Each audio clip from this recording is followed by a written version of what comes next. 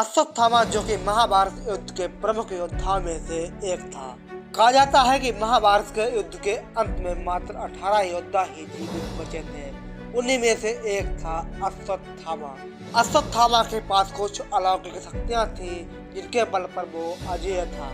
अश्वत्थामा के बारे में कहा जाता है कि उसके माथे पर एक दिव्य मणि थी जो उसे भूख प्यास और थकान से बचाती थी।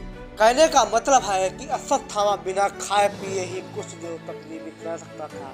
लेकिन हर एक इंसान में अच्छाई के साथ बुराइयां भी होती हैं। अश्वत्थामा में भी एक कमी थी, वह अपने गुस्से पर काबू नहीं रख पाता था। यही उसकी सबसे बड़ी भूल साबित हुई और इसी भूल के चलते उसे इतनी बड़ी चोट मिली कि वो उसको आज तक भुगत रहा है। अश्वत्थामा के बारे में कहा जाता है कि भगवान श्री कृष्ण ने उसे एक शाप दिया कि वह मृत्यु को नहीं देख पाएगा। लेकिन अश्वत्थामा को यह शाप दिया क्यों गया, इसका कारण क्या था, तो आज की इस वीडियो में इसी के बारे में चर्चा करेंगे। ये बात है महाभारत युद्ध के 10वें दिन की, जब गुरु द्रोणाचार्य ने दुर्योधन से वादा किया कि वे युधिष्ठिर को पकड़ कर लाएंगे। लेकिन गुरु द्रोणाचार्य युधिष्ठिर को पकड़ने में असफल रहे और अपने वादे को निभा नहीं पाए। जब द्रोणाचार्य अपने वादे को निभा नहीं पाए तभी दुर्योधन ने उनका अपमान किया। इसी बात के चलते दुर्योधन और अश्वत्थामा के बीच झगड़ा हो गया। इसी झगड़े को भगवान श्री कृष्ण ने एक अवसर के रूप में देखा और उन्होंने गुरु द्रोणाचार्य को मारने की योजना बनाई। योजना के अनुसार भीम ने अश्वत्थामा नाम के हाथी को मार डाला और घोषणा कर दी कि अश्वत्थामा मारा गया। जब अश्वत्थामा के दांत हाथी कहना चाहा तभी भगवान श्री कृष्ण ने शंखनाद कर दिया। गुरु द्रोणाचार्य ने समझा कि उनका पुत्र मारा गया और वे हतप्रभ रह गए। गुरु द्रोणाचार्य ने युद्ध करने की इच्छा त्याग दी और हथियार डाल दिए। अवसर का लाभ उठाते हुए द्रौपदी के भाई धृष्टद्युम्न ने गुरु द्रोणाचार्य को मार दिया। गुरु द्रोणाचार्य की हत्या को लेकर कुछ लोग कहते हैं कि ये अनैतिक कार्य था और वही कुछ लोग कहते हैं कि अभिमन्यु की हत्या का बदला था। लेकिन आप सभी का इसके बारे में क्या कहना है, कमेंट में जरूर बताइएगा।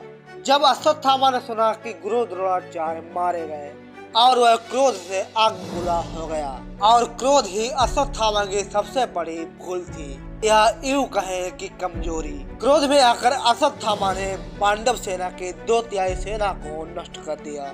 अगले दिन जब अश्वत्थामा ने सुना कि दुर्योधन घायल हो गया और वो मरने वाला है, तभी उसने कृतवर्मा और कृपाचार्य के साथ रात के मध्य में पांडव शिविर पर हमला कर दिया और अश्वत्थामा ने पांडव शिविर में सो रहे पांडवों के 5 पुत्रों को मार डाला और शिविर में से जितने भी भागने की कोशिश की उन सबको मार डाला। जब अश्वत्थामा ने पांडवों की 2/3 सेना को मार डाला और उसके बाद नारायण अस्त्र का उपयोग करना चाहा, भगवान श्री कृष्ण ने पांडवों और सैनिकों को हाथ जोड़कर जमीन पर लेटने की और हथियार एक और रखने की सलाह दी, क्योंकि नारायण अस्त्र केवल उन लोगों को ही नुकसान पहुंचाता है जिनके हाथों में शस्त्र होते हैं। पांडवों की सेना बच गई और नारायण अस्त्र धीरे धीरे शांत हो गया।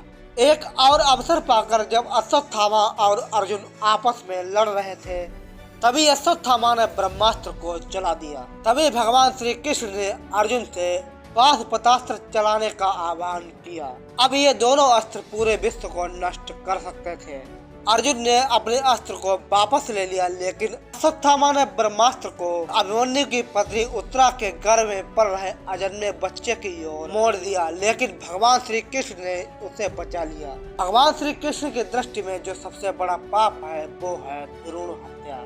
तभी भगवान श्री कृष्ण अश्वत्थामा से क्रोधित होकर उससे उसके दिव्य मणि को निकाल लिया और शाप दिया कि तुमने जन्म को तो देखा है लेकिन मृत्यु को नहीं देख पाओगे। अश्वत्थामा के शाप को लेकर कुछ लोगों में मतभेद है और कहते हैं अश्वत्थामा को कलयुग के अंत तक भटकने का शाप दिया गया और वहीं कुछ लोग कहते हैं भगवान श्री कृष्ण ने अश्वत्थामा को 3000 वर्षों तक अपरिचित जात के रूप में भटकने का शाप दिया। लेकिन आप सभी का अश्वत्थामा के शाप को लेकर क्या कहना है, कमेंट में जरूर बताइए।